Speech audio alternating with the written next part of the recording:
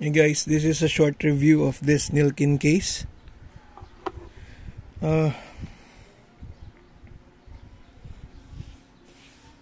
Before, I used to have this case for my Xiaomi Pad 5. This is the cheap one. I just added some.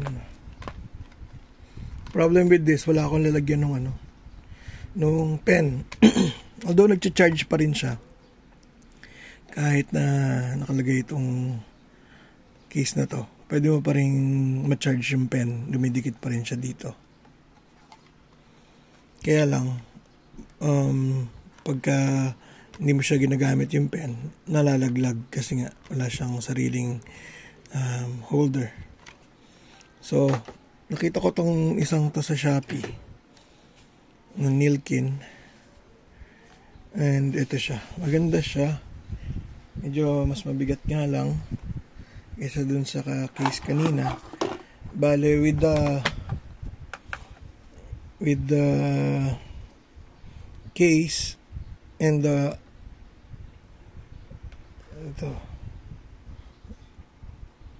pad itself, umaabot ng 853 grams yung bigat niya.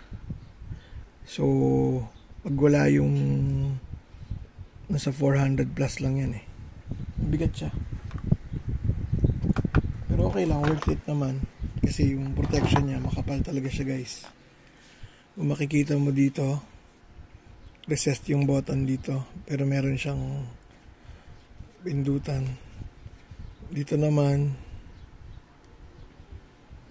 Open talaga yung power button niya, cut out for the speakers, mic.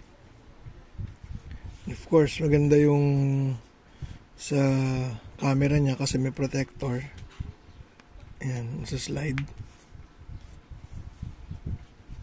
Ito sa gilid. Hindi ko alam paano dinikit to parang ganda naman yung dikit niya.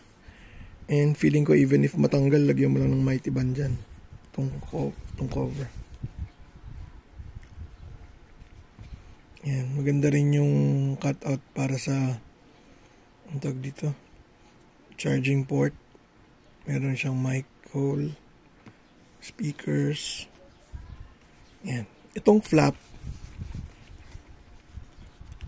magnetic siya. So, dumidikit to reveal the brand, Nilkin. Ayan. Meron siyang clear glass dito.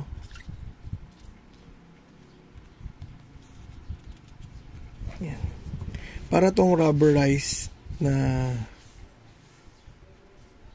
leather, na parang rubberized.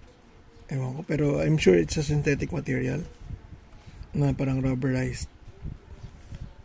Yung feel nito guys, yung texture nito ganun din. Para siyang rubber.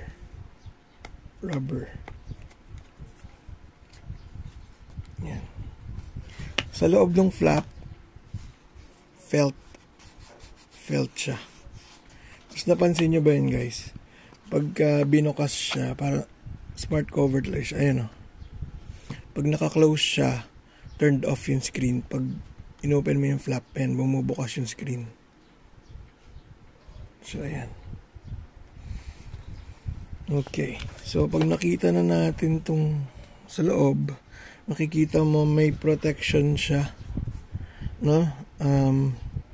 May elevated tong portion na to para pag bumagsak man siya ng paganyan, which is I hope hindi mangyari, ng face down, mauunang sasalo itong rubber protection.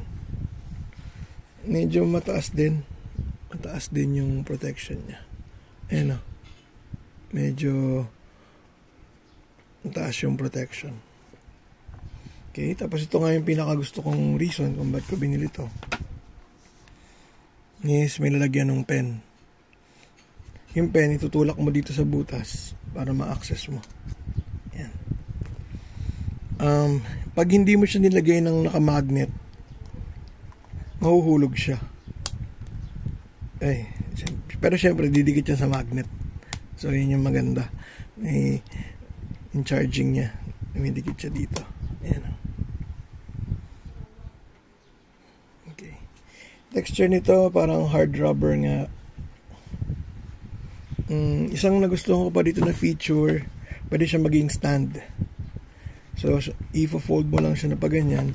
May didikitan siya guys. Dumidikit eh. May magnet siya oh. May magnet siyang dinidikitan eh. So, may masa-stand mo siya na pa ganyan. Or kung gusto mo naman, pwede rin pa ganyan. Yan. Ganyan din yung, pwede mo rin siyang stand na ganyan. Pero, ako ganito ako eh. Yan siya guys oh. May dumidikit siya.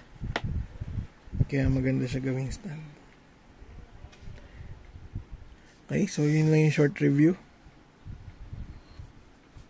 Yung iba kasing review parang hindi nila masyado dinetalye yung mga uses, pinapakita lang nila.